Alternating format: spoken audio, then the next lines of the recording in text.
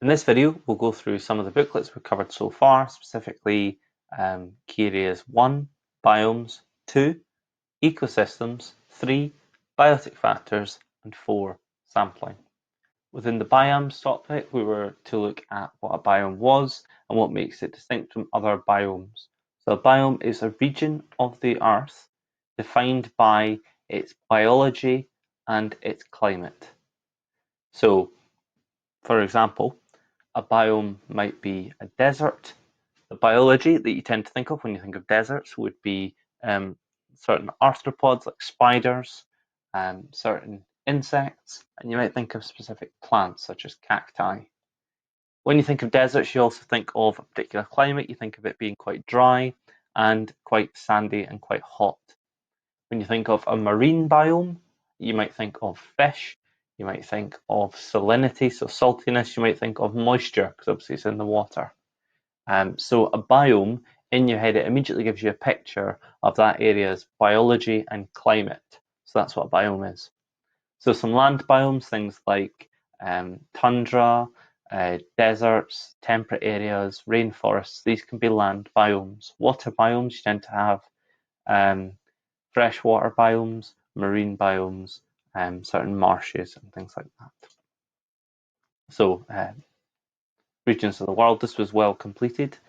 You would just match up the colours with that particular biome. The next booklet we look at is the ecosystems booklet.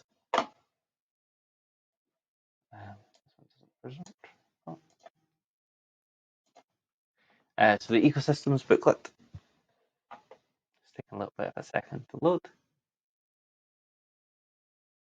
Seems to really be taking its time. Don't know why. If we look through the ecosystems biome, maybe it's because we were presenting it. Yeah. Okay, to the ecosystems biome, we look at biodiversity. So biodiversity is the range of different species in an ecosystem. So it's the number of different species that you have in that area. For example, if you have a field and it just has corn in it, that is a low biodiversity. If that field has multiple different plants, that is a high biodiversity, different species of plants. A habitat is the area that an organism lives in. A population is all the individuals of one species. So the population of humans, just humans we're looking at. The population of daffodils is just daffodils you're looking at. So it's the all the individuals of one species. A community is all of the population, so it's all of the living organisms within a particular area, particular habitat. An ecosystem, it combines our abiotic factors with our community, so it's all the living and non-living parts of an ecosystem. That includes abiotic factors, it includes the geography of an area and all the biology. So that's quite a short booklet there. Third booklet, we might see if it will present because it's just easier to see. Okay, so this booklet looks at biotic factors. So as I said, biotic factors are ones that are caused by living things. Competition, predation, food availability, disease, all of these things are caused by living organisms. Whereas the non-living factors, pH, moisture, temperature, light intensity, pH is just the concentration of hydrogen ions, so hydrogen ions aren't really alive. Moisture is concentration, the amount of water, temperature, the amount of heat, energy, light intensity, the amount, the intensity of light energy.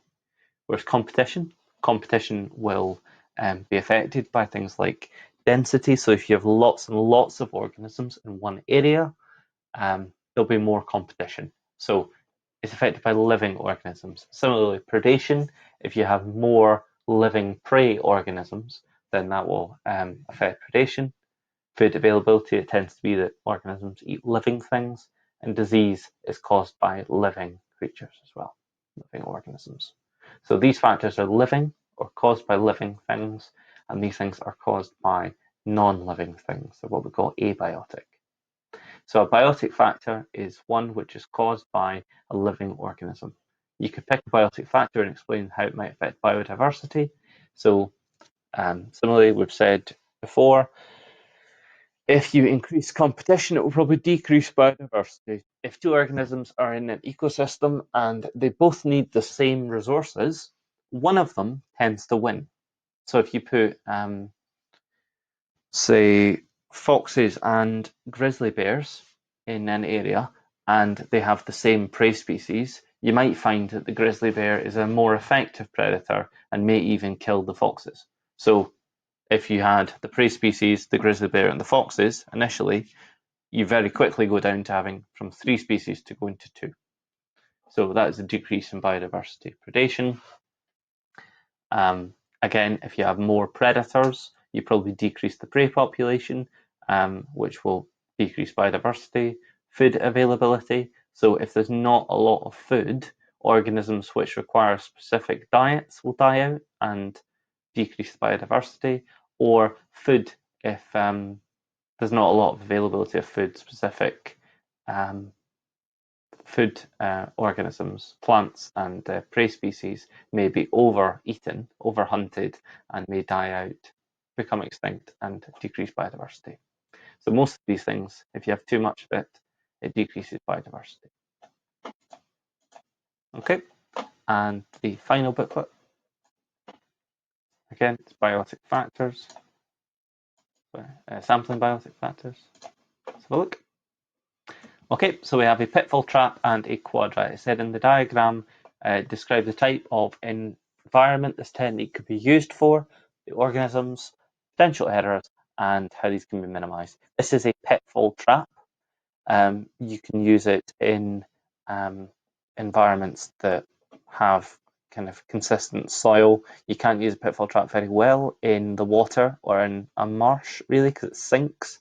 You need quite a hard area. That's the environment. It can be used for moving organisms. If you try to sample plants with a pitfall trap, nothing will go in your pitfall trap because the plants aren't moving. You need to sample things that can move, but not things that can fly. Because if it goes in, something like a bee, unless it's injured, or a fly, will just fly right out again.